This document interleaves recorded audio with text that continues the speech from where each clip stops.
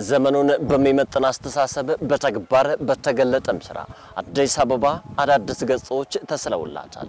እነዚህ ገጾቿ ደግሞ ዓለም አቀፍ ተወዳዳሪ እንደዚሁም የአፍሪካ የከተሞች ፈርጥና ቁንጮ እንድትሆን እድልን የፈጠሩ ናቸው። አዲስ አበባ ወንዞቿንም አልዘነጋችም።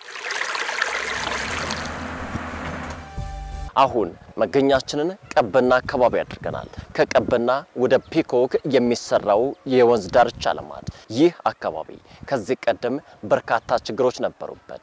ፈሳሽ ቆሻሻዎች ይርመሰመሱበታል፣ ደረቅ ቆሻሻዎችም ይጣሉበታል። ታዲያ በዚህ ምክንያት የዚህ አካባቢ ነዋሪዎች ያመታት ቅሬታም እንደዚሁም ደግሞ የተለያዩ ቁጭቶች ነበሩባቸው። ይህን ደግሞ እንዲህ ይመሰክራሉ። ከዚህ በፊት ወንዞቹ ቆሻሻ አዝለው ነው የሚመጡት።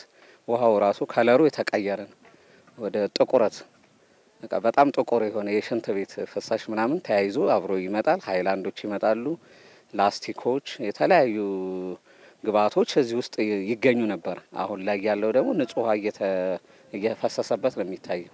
እኔ እዚህ 60 ዓመት በላይ ተወልጄ ያደኩት እዚህ ነው። እኔ አይደለም እናቴም ተወልዳ ያደገችው እዚህ ነው። እውነት ሀቅ መናገር ጥሩ ነው። በእውነት ምንድነው በፊት እያንዳንዱ ሰው ሽንት ቤቱን ከወንዝ ጋር ነበር ያገናኘው። ብዙ ቦታ ብዙ ነገር ከፋብሪካ ማውጣ በብርም በምንም ወደ ቱቦሚው ወደ ወንዙ ይለቃሉ። እነሱ ላይ እርምጃ መውሰድ ነው የሚያስተምር መንግስት። እንደዚሁ ልማቱን እየቀጠለው እነሱ ላይ እርምጃ ቢወስድ ንጹህ አየር ንጹህ ውሃ ይገኛል ብዬ ነው የሚያስበው። እንደድሮ ተፈጥሮ ውሃ ማለት ነው።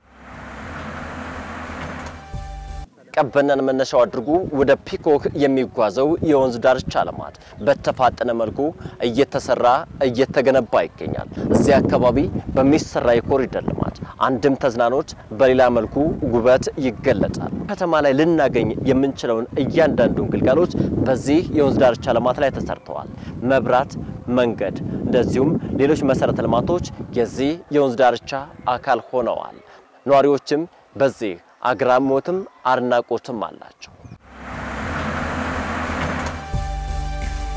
በጣም ጥሩ ነው። በተለይ ከኛ ቤት ወደ ላይ ያለው መናገር አልችልም እውነት ለመናገር እንደገና መፈጠር ማለት ነው። እና ስለዚህ ምንም እንትን የለውም። ምንድነው ሰው ደግሞ አሁን በእውነት ለመናገር ይሄን ሳይ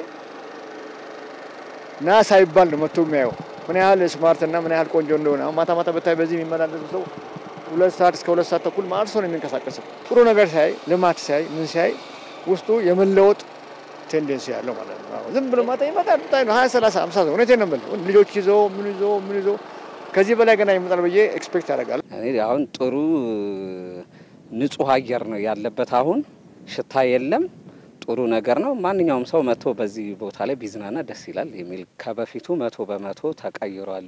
ከዚህ በኋላ ብዙ ሰዎች ቀዳሚና እሁድን ምክንያት በማድረግ የበዓላት ቀኖችን ምክንያት በማድረግ እዚህ መተው እየተዝናኑ ያው አካባቢው ገቢ ያገኛል የሚል ግምት ይኖረኛል። በጣም ደስ ይላል። እኔ እንደዚህ አይነት የወንዝ ዳር መሰራቱ በጣም ደስ ይላል። እንደዚህ እኔ አይቼም አላውቅም። የተለመደ ነገር የለም። ንጹህ ወንዝ አሁን ወደ ገጠር አካባቢ ነው የሚገኘው እንጂ ከተማ ላይ እንደዚህ ይጽዳ ጥሩ ነገር ይሁን ተብሎ እኔ አይቼ አላውቅም። አዲስ አበባ የዓለምም የአፍሪካም ተቀዳሚ እንደዚሁም ተወዳዳሪ ከተማ ለመሆን አበክራ እየሰራች ነው። የኮሪደር ልማት ለአዲስ አበባ አዳዲስ ገጾችን ስለዋል። ወንዞቿ ደግሞ ሌላ ታሪክ ውስጥ ናቸው።